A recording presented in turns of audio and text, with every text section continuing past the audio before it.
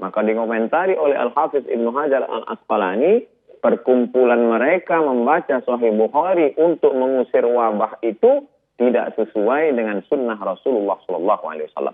Karena sunnah ketika terjadinya wabah adalah menjauh diri dari wabah seperti menjauhkan diri dari singa. Menjauhkan diri dari wabah, menetap di suatu tempat yang tidak ada wabah. Menetap di suatu tempat, kalau zaman dulu modelnya satu kampung, satu tempat. Tapi untuk saat ini, karena semua di dunia ini terkena, dan kita tidak tahu tempat mana saja yang kena, mana yang tidak, kecuali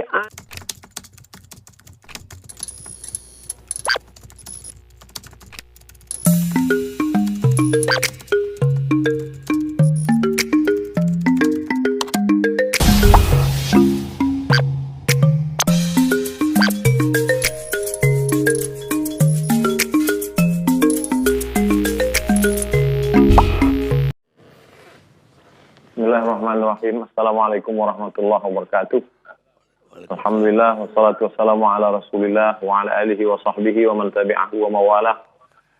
Pak Karni beserta seluruh alim ulama, masyarakat, tak dapat saya sebut satu persatu.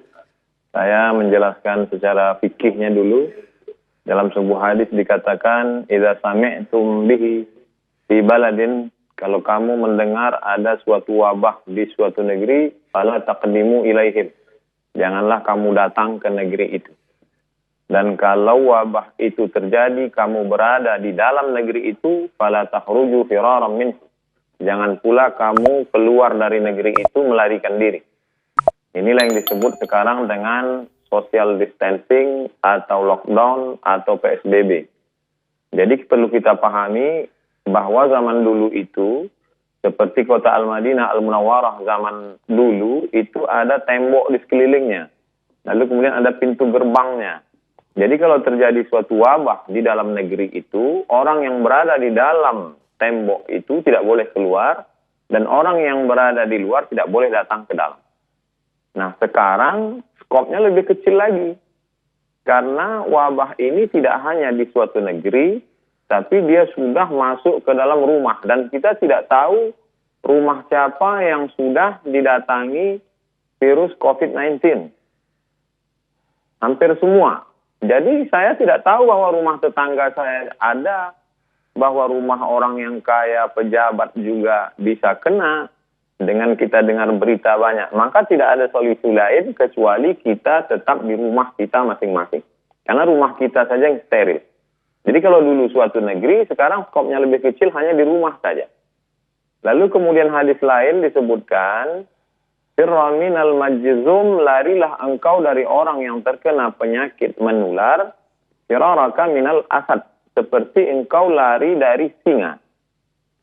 Jadi sebetulnya secara fikih simpel saja aturan yang sudah diajarkan oleh Nabi Muhammad SAW 14 abad lalu itu simpel, sederhana. Dan itu dilaksanakan. Di Maroko, saya masih kontak ke adik kelas saya di sana. Saya tanya, ada kalian sholat berjamaah Jumat? Jumat tidak ada. Sholat fardu tidak ada, tutup semua. Di Mesir juga begitu. Oleh sebab itu, masjid tempat saya ketua masjid, maka saya sampaikan kepada jamaah, masjid tutup, kita sholat di rumah.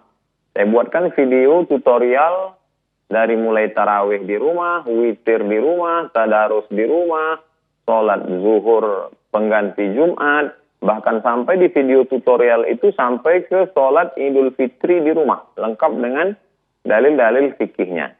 Tapi kan yang jadi masalah, tidak semua ketua masjid didengar oleh jamaahnya. Di beberapa tempat justru ketua masjid itu dikudeta oleh jamaahnya. Jadi dia dipecat jadi ketua masjid. Karena memang masjid itu dibangun oleh jamaah, ustadz-ustadznya diundang oleh jamaah, keuangannya murni jamaah. Maka ketika ada larangan, mereka bisa berkata, ini masjid kami yang bangun semuanya. Maka jadi sebenarnya masalahnya tidak sesimpel sederhana fikih. Tapi di sana ada masalah sosial, di sana ada masalah ekonomi. Jadi ketua masjid hanya bisa melakukan apa yang dia mampu saja. Bahwa di masjid itu saya membagi jamaah masjid itu 3 level. Yang pertama, yang hebat-hebat seperti harimau. Dia makan orang satu, itu setahun dia tidak perlu cari makan lagi. Kenyang setahun. Ini jamaah yang paling hebat. Yang nomor 2, ular sawah. Dia kalau makan kambing satu kali, sebulan dia tidak perlu cari makan. Ini pun juga selamat. Tapi ada jamaah kita yang ayam kampung. Dia caker pagi, makan siang, cari siang, makan sore. Maka ini yang kita data. Kita data berapa orang. Jamaah yang mampu-mampu tadi kita buka rekening, kita terima bantuan, kita salurkan ke jamaah kita. Tidak kita ajak ke masjid, tapi mereka punya keterikatan emosional dengan masjid. Dulu ketika masa sulit, kamu dibantu oleh masjid. Ketika di PHK tidak ada kerja, sulit makan, maka masjid menolong. Maka bantuan ini kami bagi menjadi 3. Tanggal 10 April persiapan Ramadan, 10 Mei persiapan Idul Fitri, 10 Juni andai ini berlanjut. Jadi tidak hanya sebatas fikih, tapi di sana ada masalah sosial. Nah, di sanalah ada wibawa negara, wibawa kekuasaan. Oleh sebab itu, insya Allah jamaah akan mendengar kalau mereka perutnya kenyang, kalau mereka ada bantuan dan lain sebagainya. Jadi kalau berkutat masalah fikih ini kita tak akan selesai. Karena dia akan pakai pendapat ini, pendapat ini, pendapat ini. Banyak sekali. Tapi yang saya terapkan di masjid di tempat saya, kita tutup sampai nanti insya Allah ini damai, selesai, barulah kita buka lagi sholat. Tentang masalah sholat tarawih, orang bisa sholat tarawih di rumah. Karena Nabi SAW pun sholat tarawih malam pertama, malam kedua, malam ketiga, Nabi tidak keluar lagi. Khasyitu an tufrada alaikum, aku khawatir nanti diwajibkan kepada kamu. Maka Nabi sholat sendiri. Lalu kemudian bagi yang ingin sholat tarawih di rumahnya, maka dia berjamaah. Begitu juga dengan witir, begitu juga dengan tadarus Al-Quran.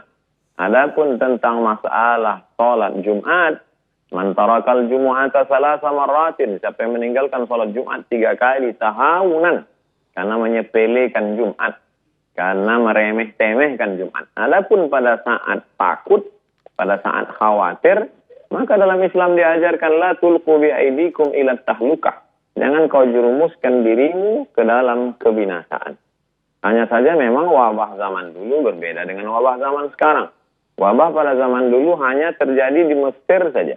Syekh Ali Jum'ah pernah menulis bahwa dulu penduduk Mesir pernah 20 juta, lalu ketika diserang oleh wabah, hanya tinggal 2,5 juta saja. 17,5 juta semuanya habis. Bahkan ketika mereka ingin menolak bala ini, mereka kumpul bersama, membaca Sahih Bukhari, bertawassul kepada Allah, diharapkan dengan membaca Sahih Bukhari ini, maka wabah ini akan hilang. Justru dengan berkumpul ramai itu, wabah makin menyebar. Maka dikomentari oleh Al-Hafiz Ibnu Hajar Al-Asqalani, perkumpulan mereka membaca Sahih Bukhari untuk mengusir wabah itu tidak sesuai dengan sunnah Rasulullah SAW. Karena sunnah ketika terjadinya wabah adalah menjauh diri dari wabah seperti menjauhkan diri dari singa. Menjauhkan diri dari wabah, menetap di suatu tempat yang tidak ada wabah. Menetap di suatu tempat, kalau zaman dulu modelnya satu kampung, satu tempat. Tapi untuk saat ini, karena semua di dunia ini terkena, dan kita tidak tahu tempat mana saja yang kena, mana yang tidak, kecuali andai nanti ada suatu alat detektor canggih, cukup pakai layar saja. Sehingga ketika layar itu dipakai, dipasang di depan pintu, langsung ketahuan. Ini ada virusnya, ini tidak. Yang tak ada virus, masuk masjid. Yang ada virus, masuk rumah sakit. Yang tak ada virus, masuk masjid. Itu baru bisa. Tapi untuk hari ini kita tidak tahu siapa yang ada virus, siapa yang tidak. Oleh sebab itu, ini masalahnya tidak sesimpel fikih, tapi kompleks. Ada juga kemarahan masyarakat. Mengapa masjid tidak boleh, tapi kenapa mal dibuka? Mengapa masjid tidak boleh, tapi kenapa mereka dapat berita airport tetap masuk? Jadi kemarahan masyarakat itu lalu dibalaskan mereka, akhirnya mereka ke masjid. Sebenarnya saya melihat masalah ini terkait dengan banyak hal, Pak Karni. Demikian yang dapat saya sampaikan. Wallahu a'lam bishawab.